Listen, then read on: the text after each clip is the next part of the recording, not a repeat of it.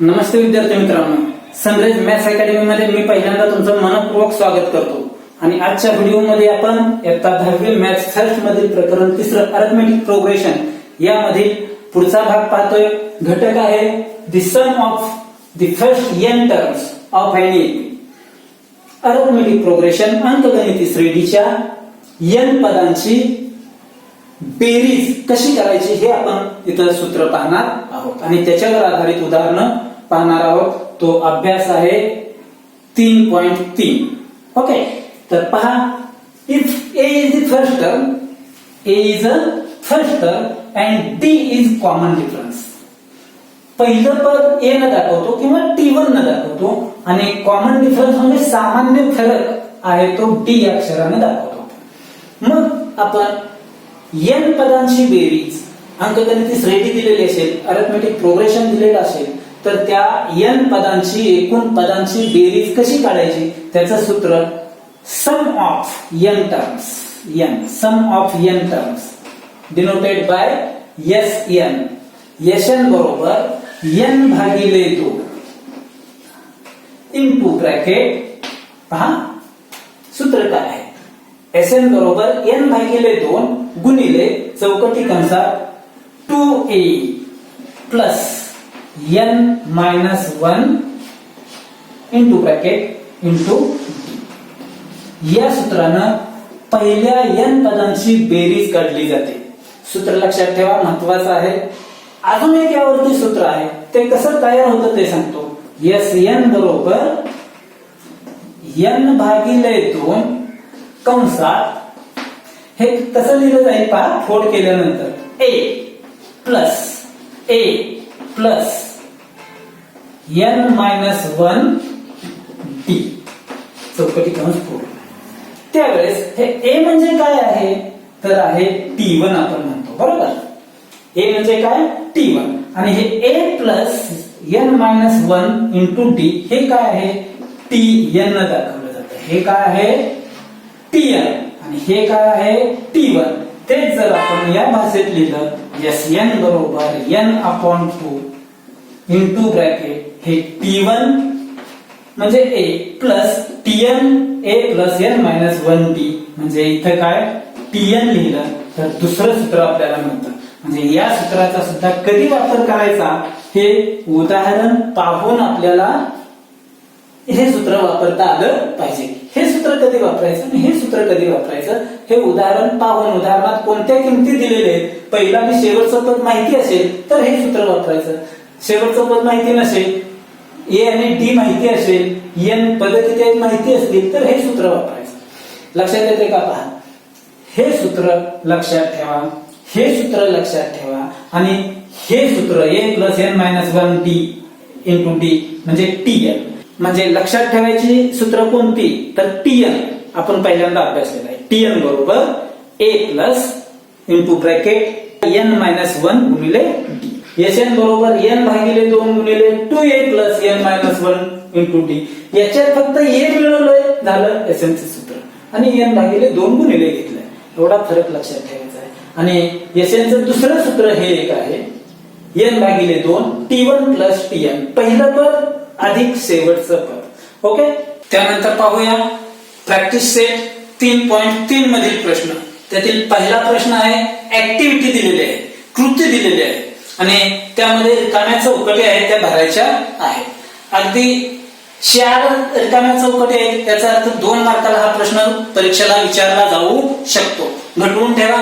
पहा, क्वेश्चन 1 काय आहे, first term is equal to 6 and common difference is equal to 3, then find S27 असा प्रश्न. म्हणजे फर्स्ट टर्म पहिलं पद 6 दिलंय, कॉमन डिफरन्स d, सामान्य फरक d 3 दिलेला आहे, आणि फाइंड S27 म्हणजे 27, पहिल्या 27 पदांची बेरीज. S म्हणजे सम, पहिल्या 27 पदांची बेरीज काढायची आहे. ओके, सोल्युशन काय, हिअर 6 म्हणजे फर्स्ट टर्म म्हणजे काय, 1 लिहून घ्यायचं, म्हणजे दिलेलंच आहे, इथं दिलेलं आहे, काय लिहून घ्यायची गरज नाही. d कॉमन डिफरन्स 3, S27 काढायचं आहे प्रश्नाचे. पहिल्यांदा सूत्र पूर्ण करायचं आहे आपल्याला काय Sn बरोबर n भागिले 2 गुणिले चौकटी कंसात इथं काय होतं आठवा जरा पाठीमागे आपण सूत्र पाहिलं इथं a होतं का 2a होतं tn मध्ये इथं tn असतं तर फक्त इथं a आलं असतं हे आलं नसतं इथं a आलं असतं आणि Sn असलं की इथं 2a येतात लक्षात घ्या म्हणून इथं काय येणार 2a सूत्र फॉर्म्युला पूर्ण करायचं आहे Sn बरोबर n/2 into bracket 2a plus n - 1 into d bracket complete नंतर S27 is equal to n ची किंमत 27 भरलेली आहे इथं n ची किंमत 27 भरलेली आहे भागिले 2 आहे तसं आता इथं 12 कसं आलं ते पहा 12 कसं आलं पहा तर इथं 2 गुणिले a म्हणजे किती 6 2 गुणिले 6 6 दुने 12 इथं आलेला आहे लक्षात येते का पहा प्लस n किती 27 मायनस 1 इंटू d ची इथं किंमत तुम्हाला भरायला सांगितली d म्हणजे किती आहे 3 म्हणजे गुणिले 3 इथे येणार आहे बघा दोन रिकाम्या जागा भरून झाल्या एका मार्काची तयारी झाली त्यानंतर इथं आता ही थोडीशी आकडेमोड करून आपल्याला व्यवस्थित सोडवायची आहे 27 भागिले 2 गुणिले या चौकटी कंसात किती येतं तर हे 12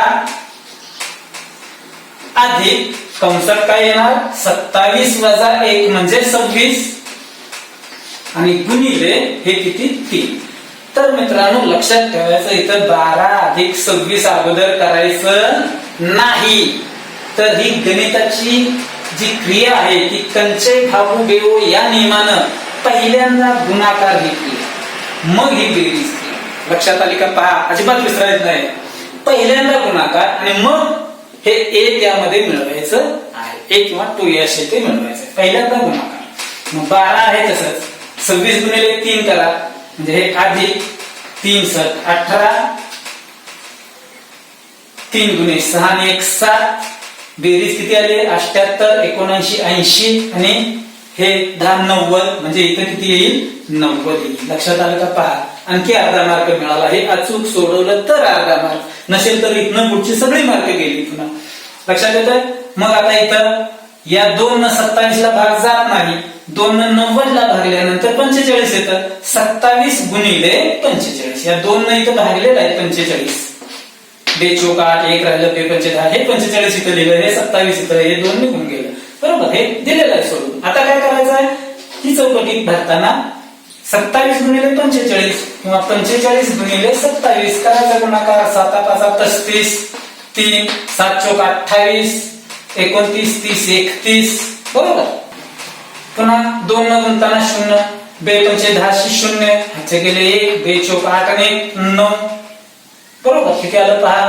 5 1 9 10 11 12 1215 हा गुणाकार करून पहा तुमचं उत्तर खाली बरोबर आलंय का पहा नाहीतर इथं चुकलेलं असायचं हे करायची सुद्धा आवश्यकता नाही कारण खाली उत्तर दिलेलं आहे Sn बरोबर 1215 आपलं उत्तर 1215 झालंय म्हणजे 1215 पण करून पहा खात्री करा हेच येतंय का त्यानंतर पाहूया प्रश्न दुसरा काय आहे find the sum of the first 123 even natural numbers पहिल्या 123 सम नैसर्गिक संख्या 123 इवन म्हणजे सम नैसर्गिक संख्या पहिल्या 123 समसंख्यांची सम नैसर्गिक संख्यांची बेरीज किती सम किती असा प्रश्न विचारला म्हणजे आपल्याला Sn विचारलं हे कळायला पाहिजे Sn काढायचं आहे बरोबर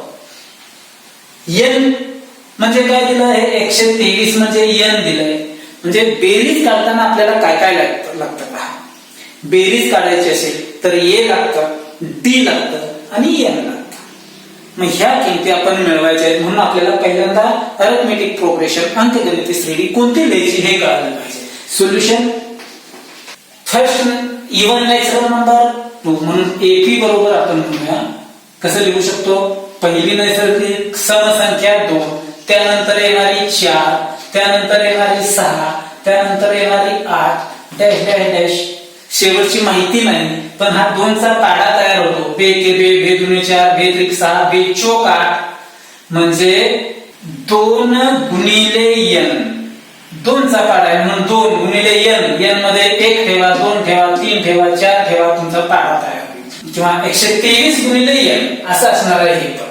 now here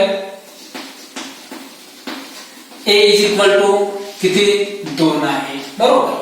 d is equal to काय t2 t1, हे t1 हे t2 म्हणजे काय 4 2 डायरेक्ट लिहिलं तरी चालतं.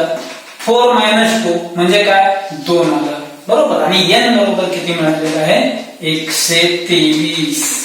n म्हणजे 123 आहे लक्षात ठेवायचं. म्हणून फॉर्म्युला काय आहे फॉर्म्युला Sn बरोबर लिहूया आपण n भागिले 2 इंटू ब्रॅकेट मगाशीच पहिल्या प्रश्नात फॉर्म्युला इथं काय असतं 2a अधिक कंसात काय असतं n वजा 1 गुणिले इथं d असतं आणि कंस पूर्ण. फॉर्म्युला लक्षात ठेवायचा Sn बरोबर n भागिले 2 गुणिले कंसात 2a अधिक n वजा 1 कंसात येईल गुणिले d बरोबर. या किमती ठेवा s n किती आहे 123 इथं 123 भागिले 2 गुणिले चौकटी कंसात 2 गुणिले a म्हणजे किती आहे 2 अधिक n म्हणजे किती आहे 123 हे वजा 1 गुणिले d म्हणजे किती आहे 2च आहे बरोबर. चौकटी कंस पूर्ण बरोबर. 123 ला भाग जात नाही तसाच ठेवा 123 भागिले 2 गुणिले इकडे कुठेतरी जाईल पुन्हा भाग पाहू 2 दुणे 4 अधिक 123 वजा 1 म्हणजे 122 आलं आणि गुणिले हे 2 चौकटी कंस पूर्ण.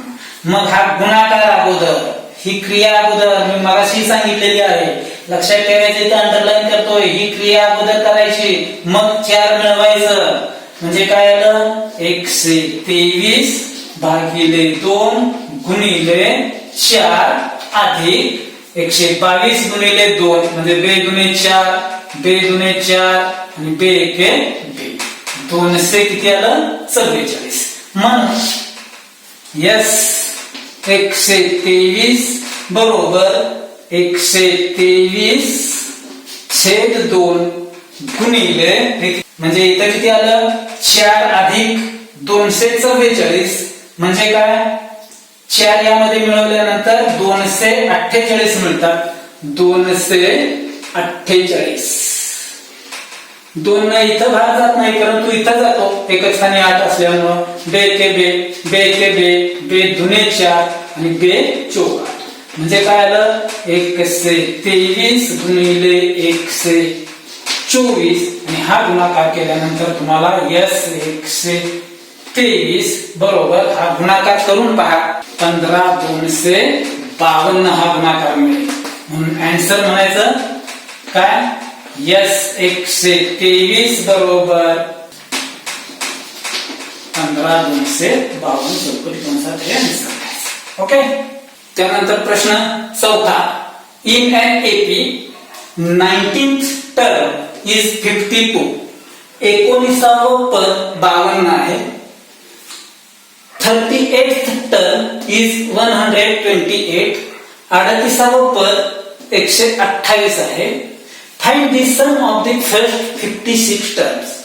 पहिल्या 56 पदांची बेरीज काढायची आहे. प्रश्न काढायला का पहा 19th पद दिलंय 38th पद दिलंय आणि 56 पदापर्यंतची पहिल्या 56 पदांची बेरीज काढायची आहे. मग 19th पद दिलंय इथं लिहून घेऊया हिअर T19 19th पद 19th term is equal to 52. 38th term is equal to 128 बरोबर. आपल्याला सूत्र माहित आहे Tn is equal to Tn बरोबर काय लिहितो आपण a plus n minus 1 d बरोबर. हा काय आहे आपला फॉर्म्युला. त्यामध्ये पहिल्यांदा याचा वापर करा काय होईल T19 असलं उदाहरण आपण सोडवलंय एक सामायिक समीकरण T19 is equal to काय a म्हणजे किती माहिती नाही अधिक n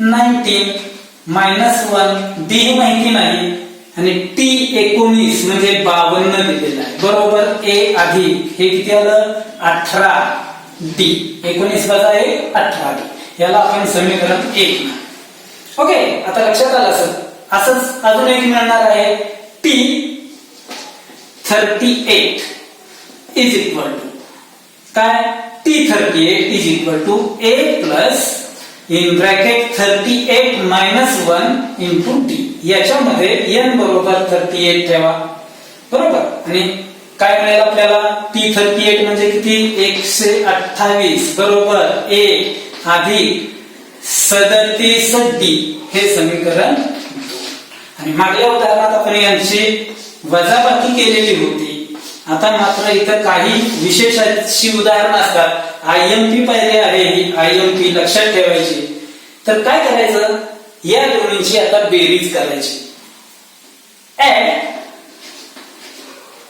फर्स्ट अँड सेकंड पहिला आणि याची बेरीज करूया आपण काय होईल उलट लिहिलं तरी चालतंय A plus 18D is equal to 52 आणि हे A plus 37D is equal to 128 हे फर्स्ट आहे हे फर्स्ट आणि काय हे सेकंड फर्स्ट आणि सेकंड यांची बेरीज A plus A 2A plus 8 आणि 7 15 5 हाचे गेले 1 3 4 5 55D बरोबर 8 आणि 2 10 0 हाचे गेले 1 8 1 म्हणजे 2A अधिक 55D बरोबर 180 हे आपल्याला इथं उत्तर मिळालेलं आहे त्यानंतर आता आपण find the sum of the first 56 terms त्यावेळेस Sn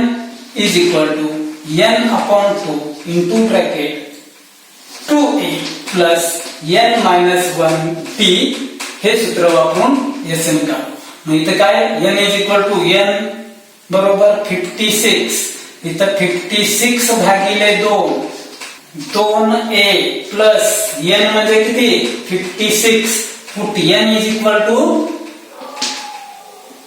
56 मग इथं 56 minus 1 into D A D च्या काही किमती माहिती नाहीत आपल्याला यस 56 इज इक्वल टू हे किती आलं बे दुने 4 एक राहिला बे 28 16 बरोबर म्हणजे 28 आलं आणि इथं काय येतंय पहा 2a अधिक 56 वजा 1 म्हणजे 55 डी मग 2a अधिक 55 डी ती आपण इथं किंमत काढलेली आहे याला आपण 3 समीकरण म्हणू आणि इथं म्हणूया बाय इक्वेशन 3 काय आपण लिहू शकतो इथं S56 बरोबर 28 गुणिले याची किंमत किती आहे 2a अधिक 55 डी बरोबर 180 180 आणि 28 चा गुणाकार केल्यानंतर तो आपल्याला मिळतो 40 5040 हा गुणाकार करून पहा म्हणून उत्तर कसं लिहायचं ते sum of first 56 term of NAP is equal to 50 40 5040 हे आपलं काय असणार आहे उत्तर असणार आहे तर विद्यार्थी मित्रांनो पहा हा व्हिडिओ तुम्हाला चांगल्या पद्धतीने समजला असेल तर आपला हा व्हिडिओ इतर मित्रांच्या बरोबर शेअर करा कमेंट करा ओके आणि आपलं चॅनल सबस्क्राईब करायला अजिबात विसरू नका ओके धन्यवाद